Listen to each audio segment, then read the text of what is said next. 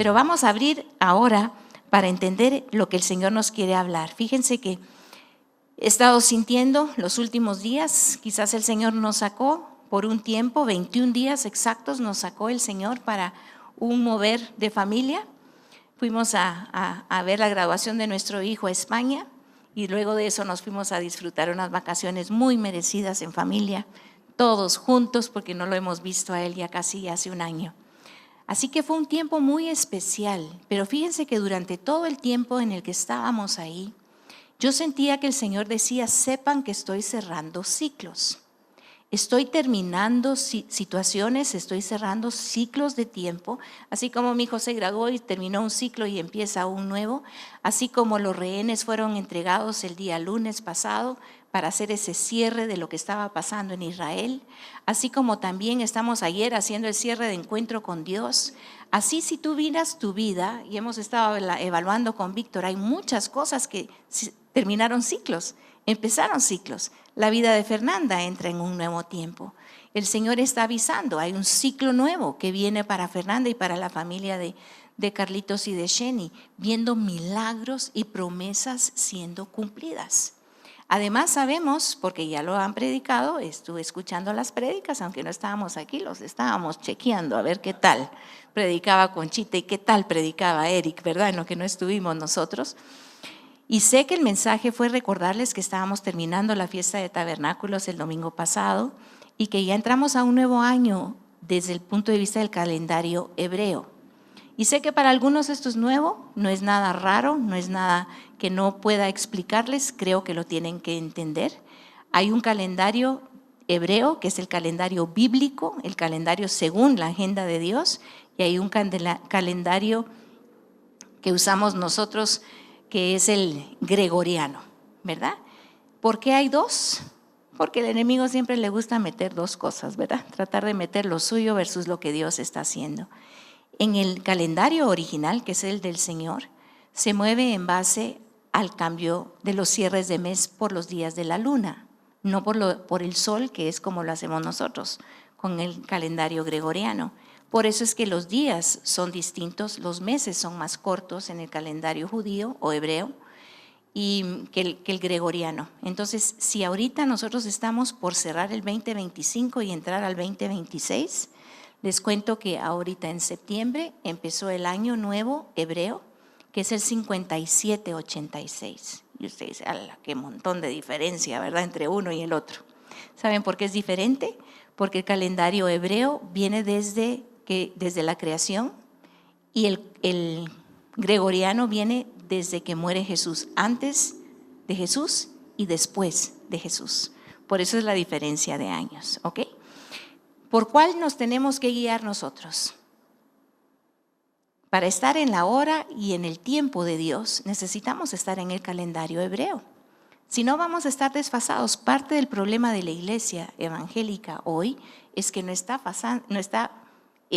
enfasada o en fase con la agenda de Dios y el tiempo de Dios.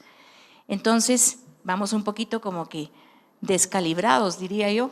Pero en esta iglesia nos hemos estado preocupando por saber el tiempo, porque cuando Dios dice ya cambió el año y estoy empezando algo nuevo, yo lo estoy empezando nuevo, nosotros lo tenemos que saber.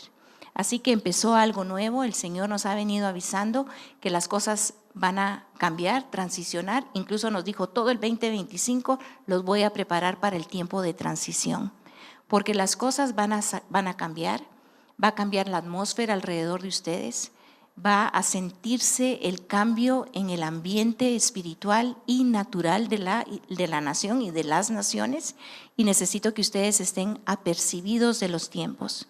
Si yo sé qué tiempo es, yo sé qué toca hacer. Si no sé la hora, si ahorita les digo a todos ustedes, miren, pónganse la pijama porque toca ir a dormir, ¿qué me dicen? No, hermana, en Guatemala es de mañana y toca estar despiertos. Pero si estamos sin conocimiento del tiempo espiritual, imagínense que estemos dormidos cuando hay que estar despiertos y despiertos cuando hay que estar dormidos. Entendidos en los tiempos para saber qué toca hacer. Amén. Entonces, dentro de esto, quiero empezar diciéndole que estamos en cierre de ciclos. Han cambiado los tiempos, estando fuera, estuve viendo mucho de las noticias de Guate y a través de los equipos de intercesión. Me afectaba el corazón ver lo que estaba viviendo Guatemala, el clima y las circunstancias del clima que se estaban viviendo. Era algo que no habíamos visto antes. Han habido cosas que han venido a querer traer temor al corazón de nosotros. Están viniendo circunstancias que provocan incertidumbre e inseguridad si no entendemos lo que Dios está haciendo. Entonces, una de esas cosas que empezamos a ver, antes del clima vinieron todos esos temblores y temblores y temblores y temblores, ¿verdad? Luego viene esta parte del clima con el agua y lo que está pasando con el agua que también nos afecta. Y luego viene la bonita noticia de la fuga de los reos, ¿verdad? Solo para agregarle al tema. Y eso nos provoca un poquito más de inseguridad, intranquilidad, desconfianza, cólera, ira, de todo nos toca cuando vemos eso, ¿verdad? Afortunadamente ya 3 de 20 están capturados, qué bueno. Pero vaya que oramos que se encuentren a todos los demás. ¿Qué está haciendo Dios mientras que todo esto pasa? ¿Ustedes creen que Él está preocupado ahí arriba? ¿O que está asustado? ¿O que dice, ay, juela, me sorprendieron con esa? Nada lo asusta y nada se sale del control de lo que está pasando. Y Él permite que ciertas cosas sucedan con un propósito muy intencional. Y yo estoy segura, por lo que hemos estado viendo a nivel de los intercesores, que esto último que pasó de los reos, ¿no han visto que se volvió como una bomba expansiva que está agarrando para todos lados y está sacando a luz un montón de cosas? Y nosotros hemos estado orando aquí, la iglesia, ustedes nos acompañaron 40 días de arrepentimiento o no, antes de la marcha para Jesús. Pedimos perdón y perdón y perdón, 40 días, no solo nosotros, varias iglesias, conectados todos los días de 5 a 6 de la mañana. Y le doy el aplauso a mis hermanos Estrada, porque estuvieron invictos, no perdieron una sola vez de estar en ese tiempo de 40 días de oración. Luego se caminó en la calle y se marcó y se estableció y se decía, la sangre de Cristo tiene poder. ¿No se iba a venir a desbaratar todo un sistema ustedes después de ese tipo de oración y de guerra espiritual? ¿No será que este es un evento que Dios puede usar como el turbión del azote de Isaías 28 para sacar a luz todo lo que está ahí escondido en todas las esferas de nuestra nación? Yo lo creo, hermanos. Entonces, pidamos protección divina, pidamos que agarren a estas personas porque ya funcionó el que se hayan ido, que esto haga que empiecen a investigar qué está pasando. Pero hay cosas que han pasado raras, extrañas, que a cualquiera lo puede poner en un lugar como de inseguridad, ¿o no? Entonces, ¿qué está pasando a nivel mundial? Guerras y amenazas de guerras, ¿verdad? Vimos la bendición, estábamos todavía en Europa nosotros cuando sueltan a los rehenes. Fue noticia casi de 48 horas sin parar diciendo lo que estaba pasando y cómo salían 7 y cómo salían otros 2 y cómo salían hasta que se completó el total que tenía que salir vivo. Todavía están esperando que se complete el número de cadáveres porque quedan unos que murieron que también tienen que regresar. Porque para el Señor y para Israel la vida es lo más importante. Y aunque alguien ya no está vivo, merecen estar enterrados en un lugar donde se les honre y donde se les reconozca y no queden ahí por ahí. Así que sigamos orando porque eso pase. Luego viene otro evento fuertísimo que aquí no lo hemos platicado, pero como hoy es una mañana de conexión profética y entendimiento de tiempos proféticos, ustedes saben que fue asesinado Charlie Kirk, que era una voz que el Señor estaba usando en Estados Unidos como un Juan el Bautista, sinceramente, llamando a arrepentimiento, avisando de la religiosidad, avisando de la corrupción en el gobierno, y se levantó un mover de evangelismo en Estados Unidos a través de él en la generación Z, que son nuestros jovencitos, que son los que ahorita están pasando por los problemas más difíciles, porque están teniendo que vivir en un mundo que no conocen y que no entienden, porque saben del Señor, pero el mundo externo está preparado para que ellos se sientan mal por ser cristianos, mal por creer en el Señor. sentirse avergonzados por tener principios y valores. Es un ataque dirigido a esa generación. Y este hermano joven de 31 años fue usado por Dios por muchos años para levantar un movimiento que al morir solo se triplicó, multiplicó, cuadruplicó. Dice que nunca había visto tanta asistencia a las iglesias los domingos como ahora después de que él murió. Dice que la venta de las Biblias se superó en unos números que yo no me los recuerdo, increíbles de la gente. Testimonios de personas que dicen, mi hija iba para la universidad y me dijo, mamá, antes de ir a la U necesito una Biblia. Nunca había comprado una Biblia. La necesito porque yo sé ahora a lo que voy y cómo tengo que ir. Hubo un proceso muy fuerte en la nación de Estados Unidos que afectó, porque fue directa, esa bala fue a la voz. Si usted lo quiere ver profético, era como quien dice, cállense.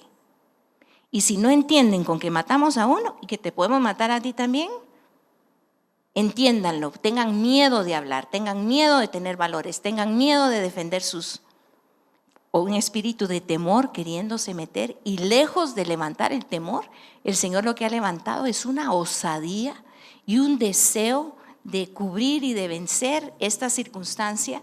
Y en lo que estábamos lejos, yo le decía al Señor, cuesta un poco estar de vacaciones y estar en guerra al mismo tiempo. Me la puedes hacer un poco más rapidito, ¿verdad? Porque está complicada esta cosa. Y le dije, Señor, ¿realmente de qué es la guerra? Y me contestó y me dijo, es una guerra de voces. Es una guerra de quién dice qué.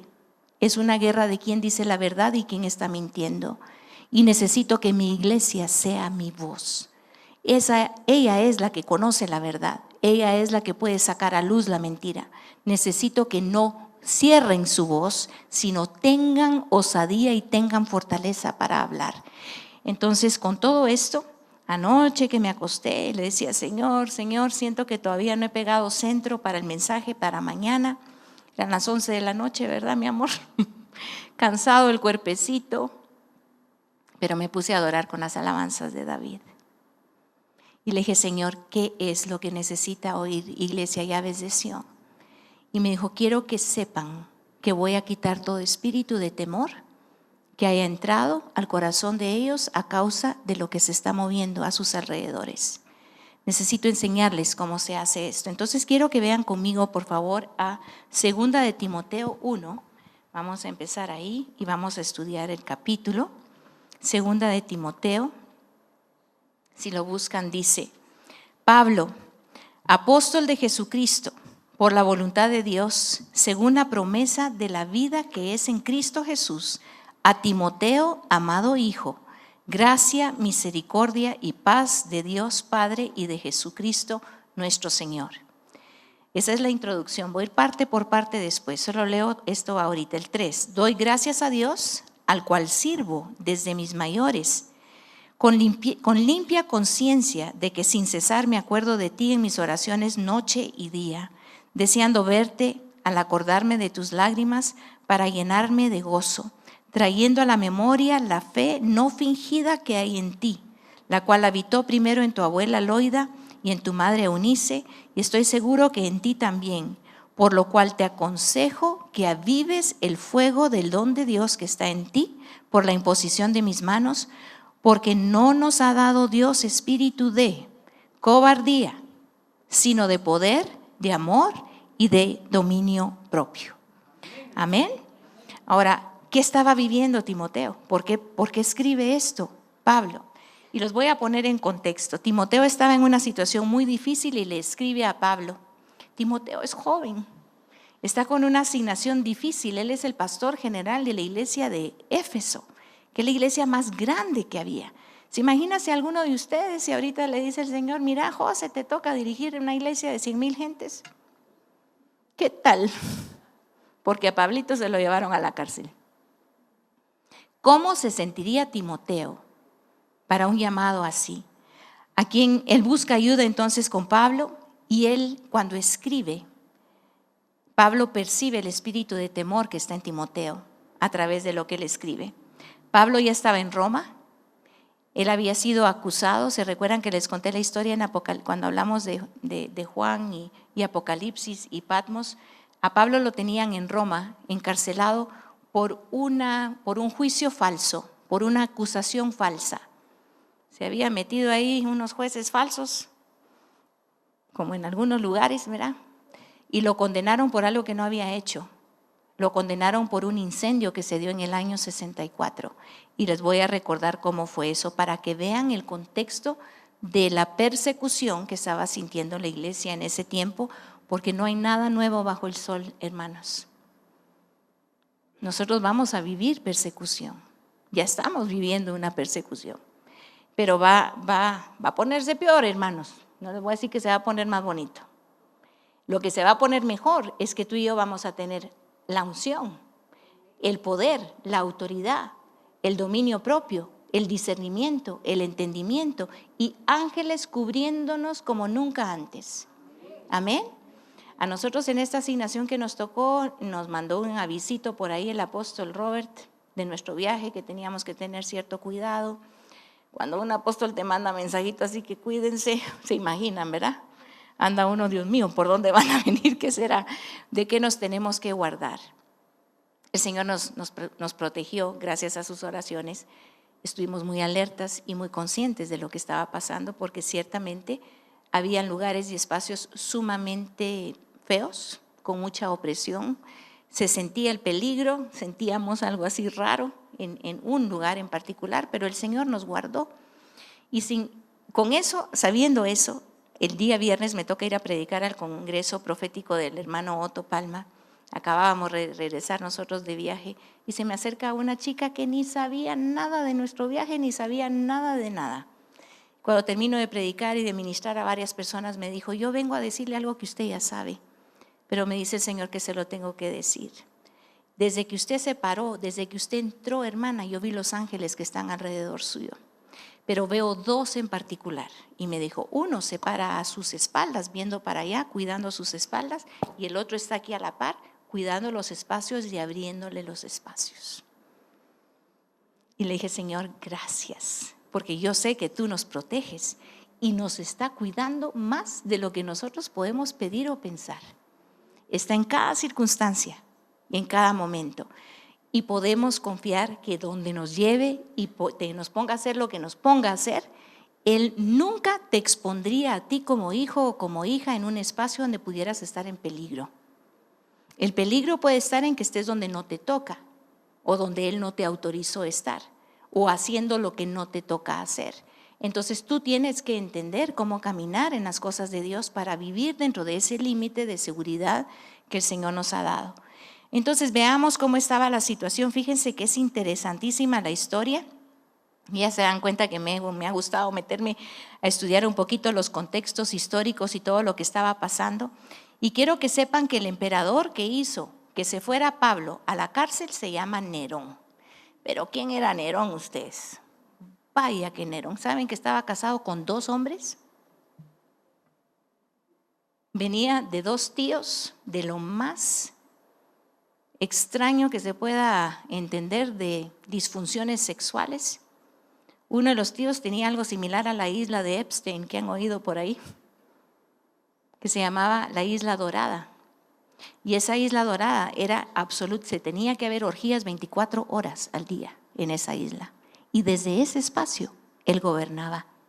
Calculen el ambiente espiritual que estaba manejándose en ese momento, en ese lugar. Dentro de esto que está pasando, Nerón, dice los estudiosos, que era sobrino de Claudio el emperador. Claudio es emperador, todo va bien, pero la mamá, que estaba en adulterio con Claudio, que tiene a Nerón, hace que él tome una sopa de hongos envenenados y lo mata para que Neroncito entre a gobernar. Y miren lo que hace Nerón, es que Nerón de veras se creó, él creía que era Dios, su mamá le decía que él era Dios y que él podía gobernar y establecer y hacer todo. Dentro de todo esto, él se cansa de que su mamá le diga qué tiene que hacer, entonces la manda a matar y mata a todos los que se le meten en el camino. Él los va quitando. Luego de eso, él se creyó un buen músico, cantante y un buen actor. Y dice que tenía la voz más horrorosa que existía, pero había que oírlo cantar y actuar, porque si te levantabas y te ibas, te mandaba a matar, porque no le aplaudías. Es ese tipo de gente que gobierna con una autoridad falsa, ¿verdad? Y ridícula. También se creía un gran arquitecto, entonces a él se le antojó que en una parte de Roma él quería hacer su casa. Su casa era de 300 acres de tamaño, calculen ustedes el tamaño de casa que se quería hacer.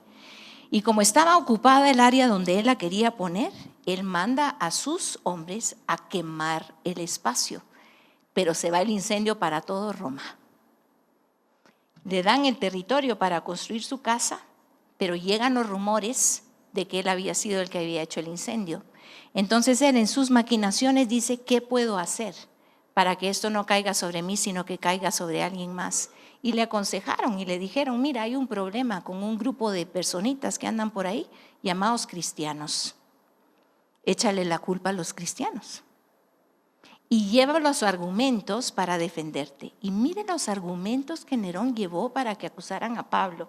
Porque cuando yo lo veo, digo, Dios mío, son los mismos argumentos de hoy. Los mismos argumentos, solo que antes de ir ahí les quiero decir. Él les dice que habían sido los cristianos. Entonces, cuando uno ve esto, se da cuenta uno que ahorita nosotros estamos viviendo una epidemia que se llama de noticias falsas y mezcladas, ¿verdad? Entonces, él usa un poquito de verdad mezclada con mentira para la acusación. Tú y yo vamos a caminar con un espíritu de entendimiento, de sabiduría y de claridad tal que cuando oigamos ciertas noticias, hermanos, nosotros vamos a poder decir esto es verdad, esto es falso. Dios nos va a dar el discernimiento para eso, porque si no lo entendemos va a entrar a nuestra mente confusión, falta de para dónde, qué es la verdad, quién está haciendo qué, necesitamos saber qué es verdad.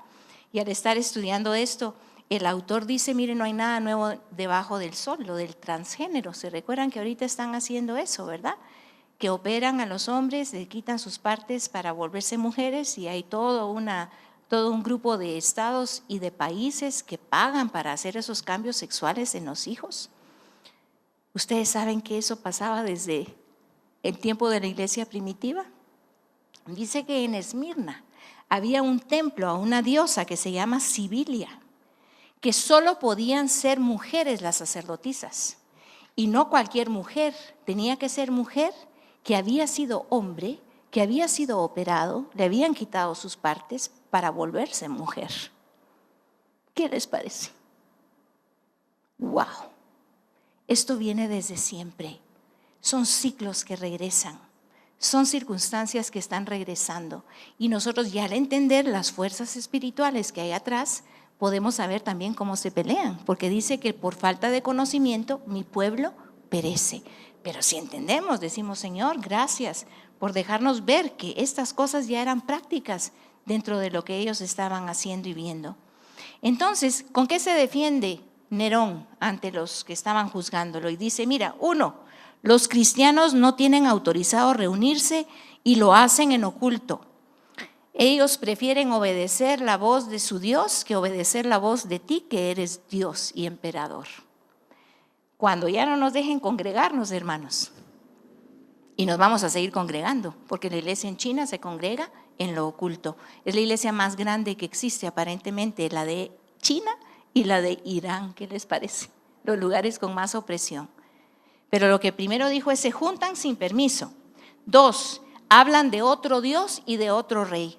Es verdad, pero eso confrontaba al emperador porque le quitaba su autoridad. 3, en sus reuniones practican algo llamado la fiesta del amor, alegando que eran fiestas sexuales pervertidas.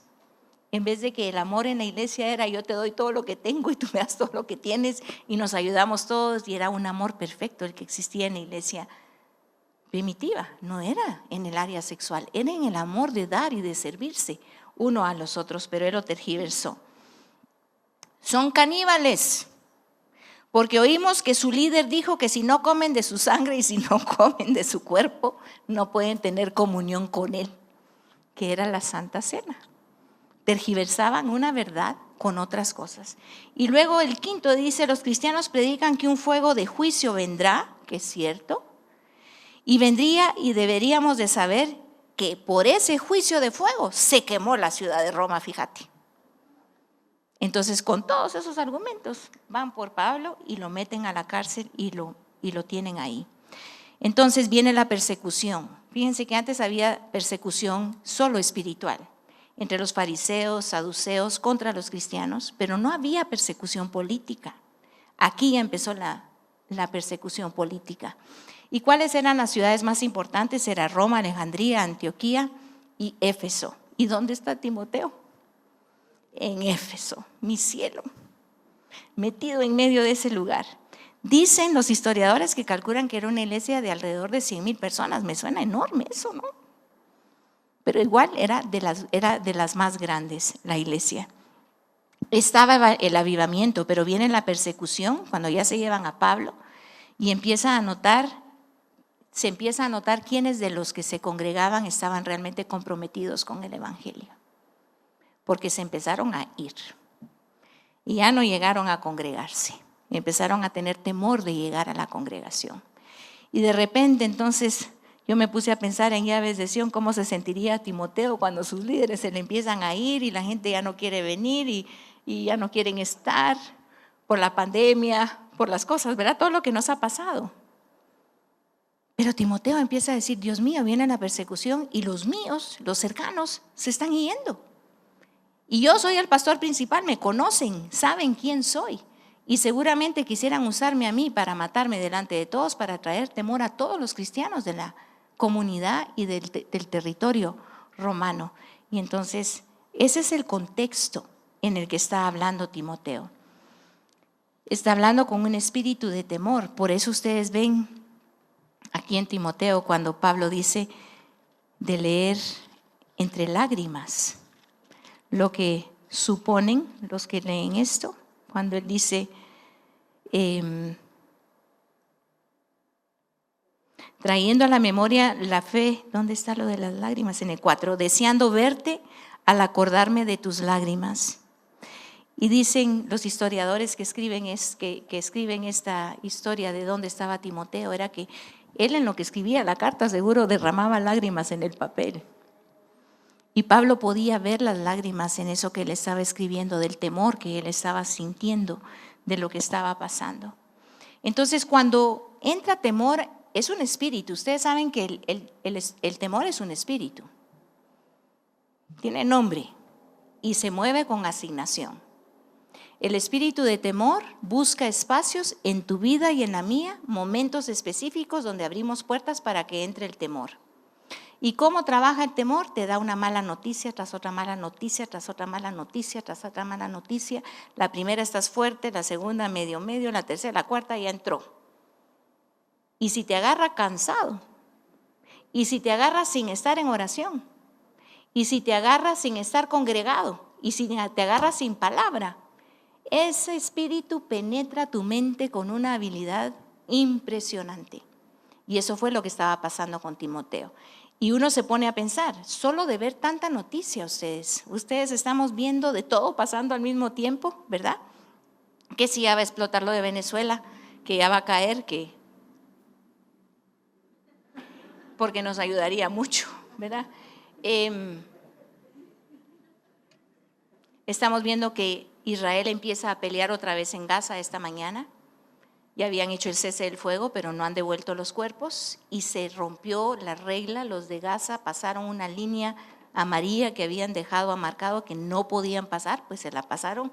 Ayer atacaron a 3 soldados del ejército israelita y empezó a bombardear otra vez Israel.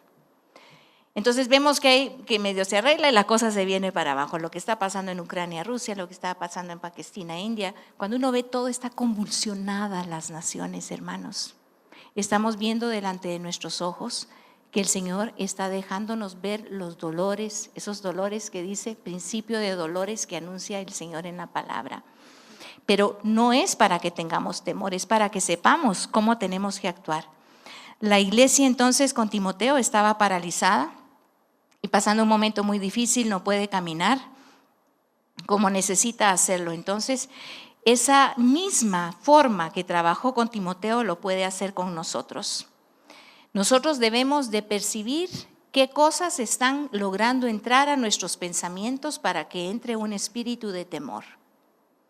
Cuando uno ya empieza, mejor no voy a salir porque si hay derrumbes y mejor ya no voy a hacer no sé qué porque no sé cuánto. Una cosa es la prudencia, otra cosa es el temor.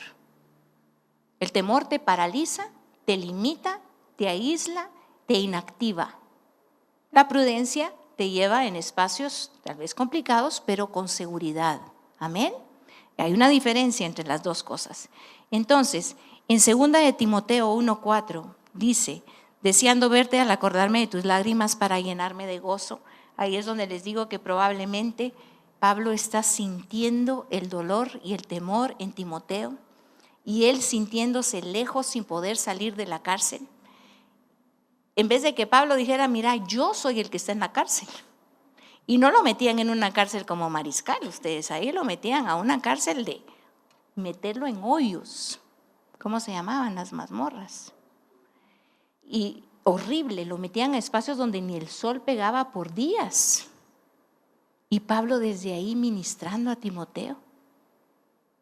¿Cómo podemos tener un entendimiento en el Señor para poder estar en distintos momentos difíciles, pero entender? Por eso es que Pablo lo dice desde el primer verso, ¿verdad? Él dice, por la voluntad de Dios. Aquí estoy por la voluntad de Dios. No me gusta, no estoy cómodo, no es justo, no fue verdadero lo que pasó, pero estoy aquí por la voluntad de Dios. Según la promesa de la vida que es en Cristo Jesús. Su vida no dependía de la libertad y de estar afuera. Su vida dependía de una relación y revelación de Cristo en él. Así necesitamos pedir, Padre, revélanos a Cristo como se lo revelaste a Pablo, para que cualquier circunstancia no nos haga titubear ni olvidar el poder, la autoridad, la protección y quién es nuestro Dios. Yo les decía ayer en Encuentro con Dios, 2 preguntas se hacen todos los cristianos. Dios, ¿estás ahí? Y número 2, ¿estás oyendo mis oraciones? Todos nos preguntamos lo mismo en algún momento de la vida. Pero ahí tiene que venir la certeza de que las promesas de Dios son verdaderas y se cumplen. Que Él es inamovible, que Él así como Él es el mismo ayer, hoy y siempre. Él es el creador de todas las cosas. Y si creó lo grande y hasta lo diminuto, se ha encargado de que esté hecho y bien, ¿cómo no se va a encargar de mis detalles y de mis necesidades y de mis circunstancias? ¿Cómo voy a pensar que Él se olvida de mí si Él escribe un libro a través de tu vida? Él tiene escrito un libro de tus momentos que vas a vivir. Él está supervisando que los vivas. Él está ayudando a que tú los cumplas. Él está a favor de ti todos los días de tu vida. Dice el Salmo 32:8, el que más me gusta, es mi versículo favorito, sobre ti fijaré mis ojos y te enseñaré el camino que debes de caminar. Si Él fija sus ojos, quiere decir que Él mira y mira y mira y no quita los ojos de lo que está viendo. Ahí va, ahí va, ahí va. Ahí va Carlitos, ahí va Víctor, ahí va, ahí. Yo fijo mis ojos sobre ti, aún en Francia, y te enseño el camino que tienes que caminar. El 9 está difícil porque dice, no seas como el burro o el caballo, que hay que ponerle freno. Ese no lo leo mucho, ¿verdad? Pero me gusta recordar que Él pone sus ojos sobre nosotros. Nos ama tanto. Nosotros que tenemos hijos, nosotros tenemos 3. Y yo les prometo que mi corazón se despierta y se acuesta pensando en los 3 todo el día. Pobrecitos, ¿verdad? Yo trato de no estarles escribiendo tanto porque, ¿cómo amanecieron? ¿Cómo estás? ¿Dónde estás? ¿Qué estás haciendo? ¿Cómo? Uno vive y ya no lo pregunto tanto, pero sí lo oro todo el tiempo. Y ahorita va a probar Shenita tenerlos lejos. Y ustedes también, teniéndolos lejos, saber el Dios que los hizo, que es su Padre, está fijando sus ojos sobre ellos. Y Él hace todo a favor de la vida de nuestros hijos y establecerá y hará que se cumpla su voluntad en la vida de cada uno de ellos. Podemos tener esa fe y esa confianza en medio de cualquier cosa que estemos viviendo. Nuestra fe tiene que estar puesta en esa promesa que el Señor a nosotros nos da. Entonces, en el 5, vamos a ir aquí con Timoteo, trayendo a la memoria la fe no fingida que hay en ti. Le está recordando a Timoteo todo eso que ahorita, miren lo que hizo el espíritu de temor, hizo dudar la fe de Timoteo. El temor te va a hacer dudar. El temor es el antídoto de la fe, es el contrario de la fe. Cuando hay temor es falta de fe. Cuando hay temor es falta de entendimiento de quién es nuestro Dios. Cuando el temor entra, lo que necesita es subir la fe. Por eso dice que la fe sube o crece por el oír la palabra de Dios, la oración, la alabanza, todo eso levanta nuestra fe y el temor se tiene que ir para afuera. No caben los dos. La duda se disipa cuando nuestra fe se levanta. Amén. Entonces él le recuerda a Timoteo, mira tus generaciones, mira a tu abuela, mira a tu madre, mira de dónde vienes, mira la línea de bendición que ya tienes y que te alcanzan a ti para este tiempo. En Timoteo 1:7 le está diciendo, porque no os ha dado Dios espíritu de cobardía, sino de poder, de amor y de dominio propio. Dominio propio en inglés, si lo tienen en inglés, dice, me gusta más, no sé por qué en la traducción en español no sale igual, pero dice sound mind, quiere decir una mente clara, una mente no ansiosa, una mente estable, una mente balanceada. Te da una mente balanceada. ¿Sabes por qué? Porque Satanás lo que usa para atacarte es tu mente. Son ideas, son dardos que te tira a la cabeza. Y por eso él dice dominio propio. En español dice dominio propio, tal vez eso es tener control de nuestros pensamientos, pero dice poder, quiere decir sabes la autoridad que tienes porque eres hijo de Dios y tienes autoridad por la sangre de Cristo para venir contra cualquier circunstancia, cualquier entidad, cualquier estructura, cualquier enfermedad, cualquier necesidad financiera, cualquier circunstancia que se tenga. El amor, porque el amor todo lo cree, todo lo puede, todo lo conoce y dice que el perfecto amor echa fuera el temor. Y uno lo sabe de memoria, pero si yo te pregunto qué significa eso para ti, significa yo sé que Dios me ama tanto que Él va a cuidarme, Él nunca me va a desamparar, Él nunca me va a descalificar, su misericordia siempre va a ir delante de mí. Y fíjense que es interesante porque vemos aquí algo que no les mencioné, en el versículo 2, cuando Pablo saluda, dice gracia, misericordia y paz. Y si ustedes ven casi todas, solo 2 cartas empieza Pablo de esta manera. Todas las demás solo dice gracia y paz. ¿Y saben por qué lo hacía? Porque cuando los judíos se saludan, ¿qué dicen? Shalom, paz. Y cuando los griegos se saludan, ¿qué decían? Charis, que quiere decir gracia. Entonces, para incluir a todos, decía gracia y paz. Gentiles y judíos, a todos les estoy mandando esto, pero aquí agrega misericordia para Timoteo, por la persecución que está viniendo. Él entiende el ataque bajo el que está la mente de Timoteo. La mente de Timoteo está atada con temor, no podía ver y entender para ponerse en la posición correcta de la autoridad que Dios le había dado. Y miren ustedes, el temor paraliza, sinceramente. Yo les digo, sí, yo de niña era súper temerosísima, pero todo me daba miedo. Yo despertaba casi todas las noches creyendo que nos iban a asaltar la casa. Mis pobres papás no dormían porque yo me les iba a meter a la cama un día sí, un día no, un día sí, un día no. Porque yo oía ruidos, yo oía cosas todo el tiempo, era muy, muy temerosa. Hasta que la verdad que un día sí se entraron los ladrones ustedes. Pero ya llevábamos como 30 veces de meterme yo a la cama de mis papás. Entonces cuando yo llegué le dije, mamá, ¿de veras hay alguien aquí en la casa? Yo sabía que soñaba. Yo le decía, ay, si pudiera yo inventarme un botón para que en todas las ventanas de mi casa cayera como esas cosas de metal que ponen en las tiendas, para que nadie se meta. Yo quisiera inventar un botón y yo pasaría cerrando todas para que no entren ni por las puertas ni por las ventanas, porque yo sentía que nos iban a hacer algo. Y cuando se entraron, llegué con mi mamá y me dijo, ya venís otra vez, y me regresaba a la cama. Y yo me regresaba con ella y me regresaba a la cama. Así estuve. Y me dijo, si venís otra vez, te voy a dar. Entonces, como no me dejó meterme a la cama, me metí al baño de ellos, agarré mi colchita y me acosté a dormir en la tina. ¿Y saben qué? Los ladrones estaban en la sala. Ahí estaban. Le robaron hasta de la mesita de noche a mi mamá su reloj. Entonces ya cuando vino la policía, yo era la testigo que podía hablar porque dijeron, ella nos avisó que habían unos ladrones en la casa. Pero una vez fui certera, las demás era puro miedo. Todo me daba pánico hasta que conocí a mi Señor Jesús. Y desde ese día, una de las primeras cosas que yo empecé a ver es que el temor que me manejaba y que me limitaba para hacer las cosas ya no estaba, porque yo sabía que alguien estaba conmigo, me cuidaba, estaba pendiente de mí y que sus promesas eran verdaderas.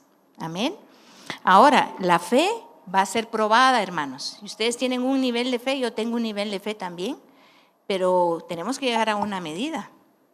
Y a veces esa fe tiene que ser probada con procesos para que crezca y tenga lo que se necesita hacer. Entonces, Timoteo estaba tan aturdido, no podía escoger a los nuevos líderes de la iglesia, estaba temeroso de su propia vida, no podía moverse en poder y en amor y en autoridad porque estaba afectado por este espíritu y por eso le escribe esa carta entonces a Pablo.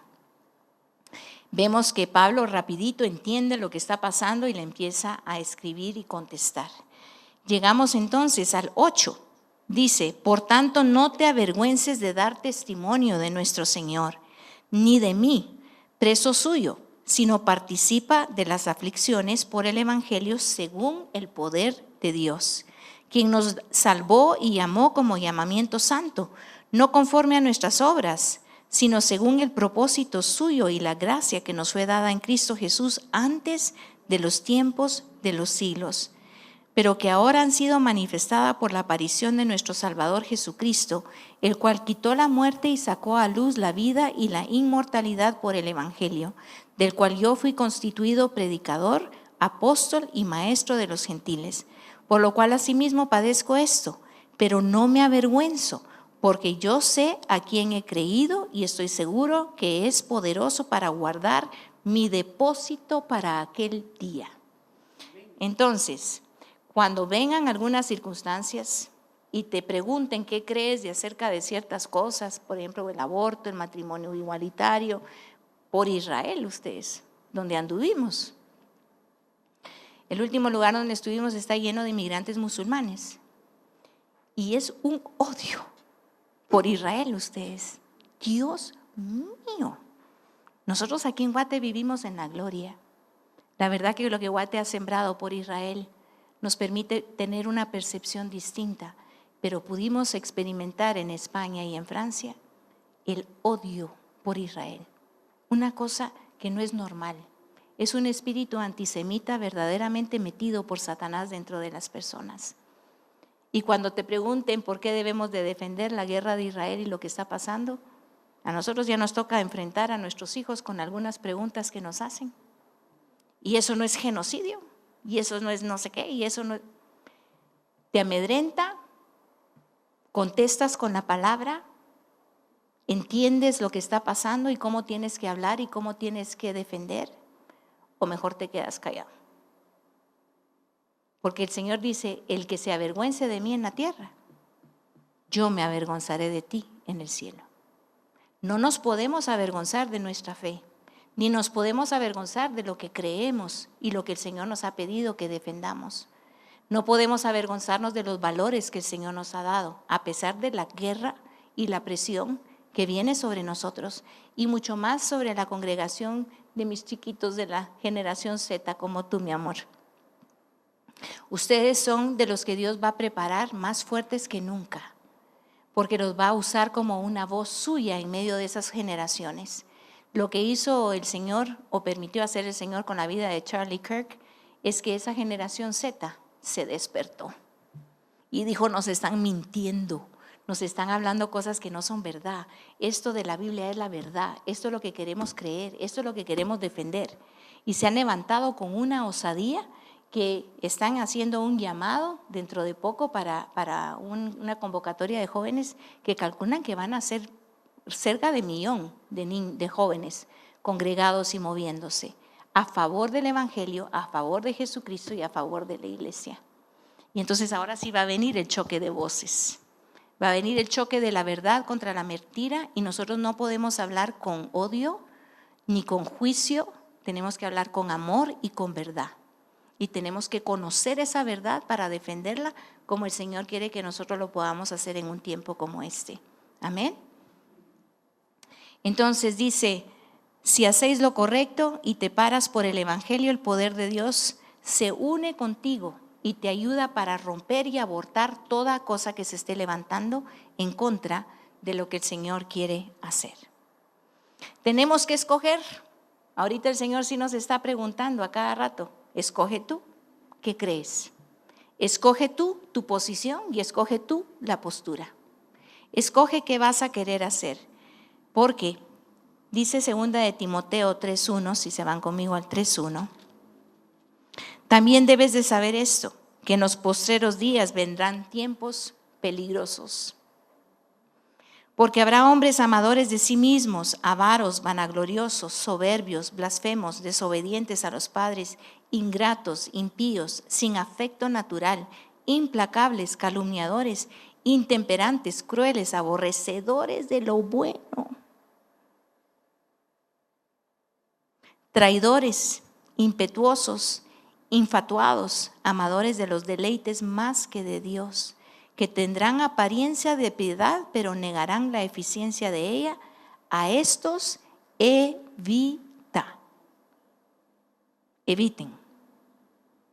Buscad estar en paz con todos, dice la palabra. Pero si hay esto, hermanos, evitemos. Tenemos que tener esa sabiduría y ese entendimiento por lo que ahorita estamos viviendo. Vayan conmigo a Filipenses 4:6, por favor. Dice, por nada estéis afanosos, sino sean conocidas vuestras peticiones delante de Dios en toda oración y ruego, con acción de gracias. Miren, hay una enfermedad llamada ansiedad. ¿Lo han percibido? Es una ansiedad para todo. Ansiedad, preocupación, penas, cualquier cosita se pone uno ansioso, ¿verdad? Por las cosas. Va uno por todos lados donde va. Estaba haciéndome en el salón el otro día y la chica que me estaba haciendo las uñas me dice, ay, en lo que yo le hago las uñas, usted puede orar para que se me vaya la ansiedad, por favor, pastora. Ni les cuento cómo me las dejó, ¿verdad?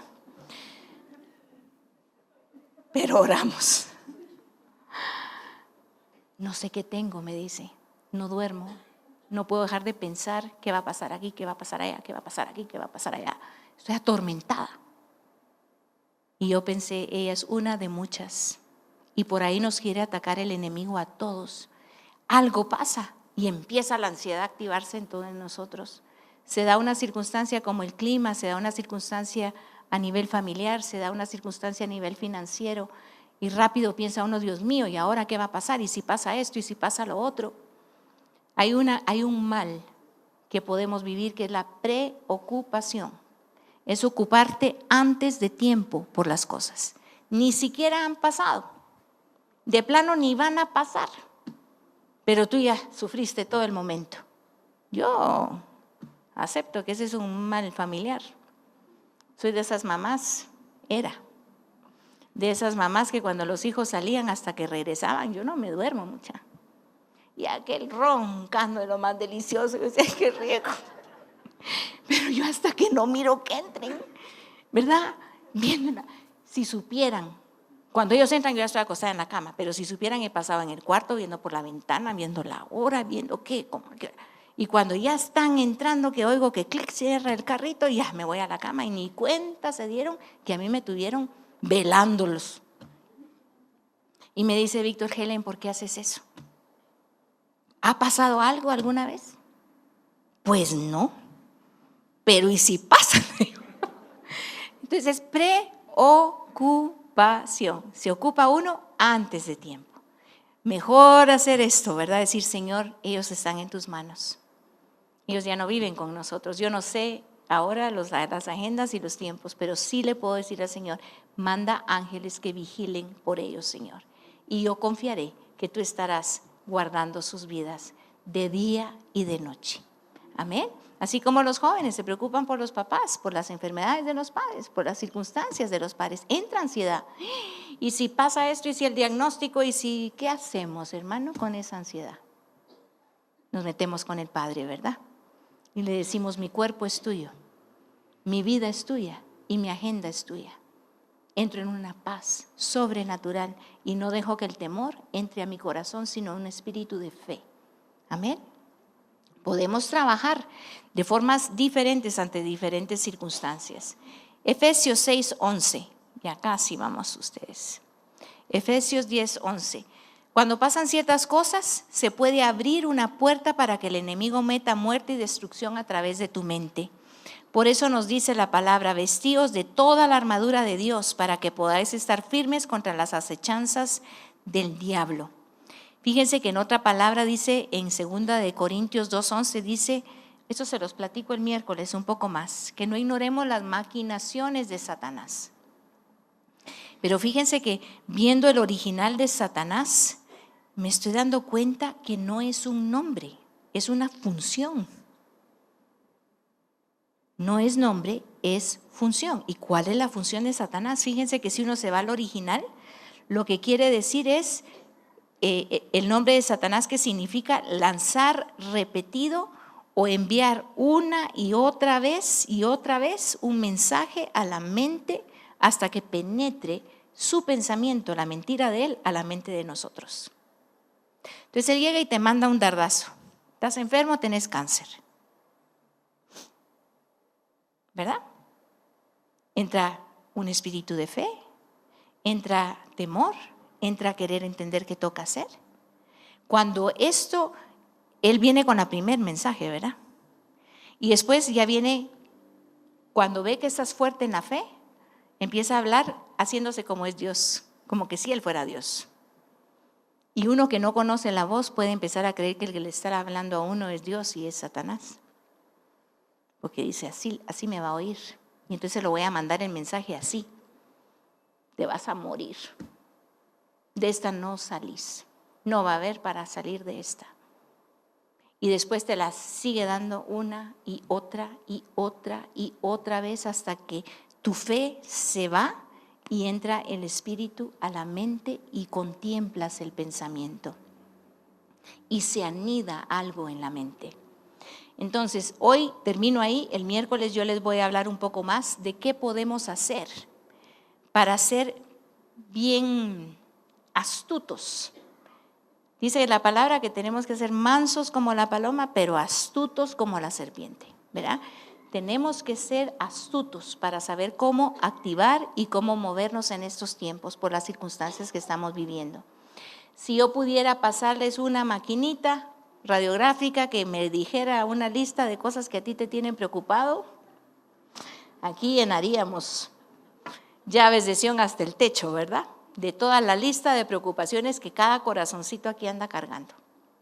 Y el Señor me dijo, toma autoridad del espíritu de temor y quebranta esa estructura que ha estado afectando sus pensamientos, sus emociones y sus acciones, para que puedan estar viviendo en la plenitud que yo les he autorizado para vivir.